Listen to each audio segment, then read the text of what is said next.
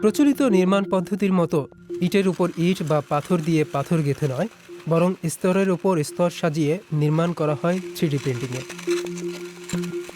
What you're seeing behind me is a পেছনে যে bot মেশিনটা to দেখছেন 3D এটা বট printer to 3D technology, printer, সঙ্গে along উপকরণ with our material সরবরাহের ব্যবস্থা delivery আছে। system মেশিনটা and our বহুতল advanced building house print management করতে পারে, system. মানে শুধু And একতলা this নয়, দোতলা machine is পর্যন্ত able প্রিন্ট করা to যায়। 3D মেশিনটা print মডিউল দিয়ে তৈরি multi-story বলে জমির buildings. আকার So অনুযায়ী not ছোট only বড় করা one যায়। floor but 2 floors.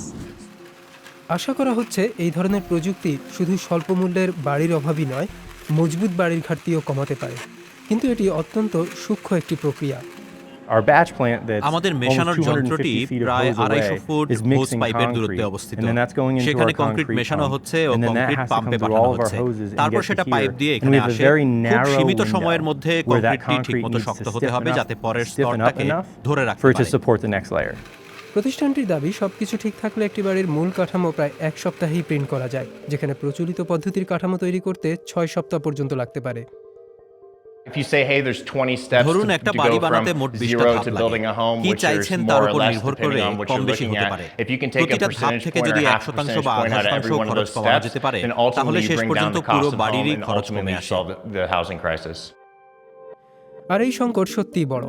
জাতিসংঘের পরিসংখ্যান অনুযায়ী 2030 সালের মধ্যে বিশ্বের প্রায় 40% মানুষের উপযুক্ত বাসস্থানের প্রয়োজন হবে, অর্থাৎ প্রতিদিন 96,000 নতুন বাসস্থান দরকার।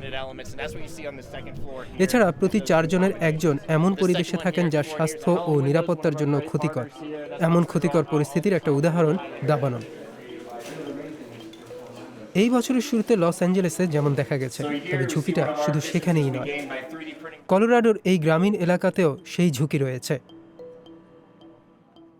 My partner and I have a business locally, and so affordable housing is super important to keep people being able to work with us. It's interesting. It's মজার not ব্যাপার হলো necessarily এটা like একেবারে যে সস্তা বাড়ি cheap তা নয়, housing, কিন্তু but কাঠের you বদলে do এখানে get ইট বা masonry instead কংক্রিটের of মতো stick, মজবুত which কাঠামো is পাওয়া যায়। it's interesting. আধা ঘন্টা দূরে কোম্পানিটির বানানো 2টি 3D প্রিন্টেড বাড়ি এরই মধ্যে তৈরি ও বিক্রি হয়েছে। এখন সেগুলো ভাড়ার জন্য প্রস্তুত। বিশ্বজুড়ে এমন 3D প্রিন্টেড বাড়ির সংখ্যা এখনও মাত্র কয়েকশোর মধ্যেই। বাসস্থানের চাহিদা যেমন বাড়ছে আর পরিবেশগত চ্যালেঞ্জ যেমন তীব্র হচ্ছে, তাতে ভবিষ্যতের নির্মাণ শিল্পে প্রযুক্তি গুরুত্বপূর্ণ অংশ হয়ে উঠবেই।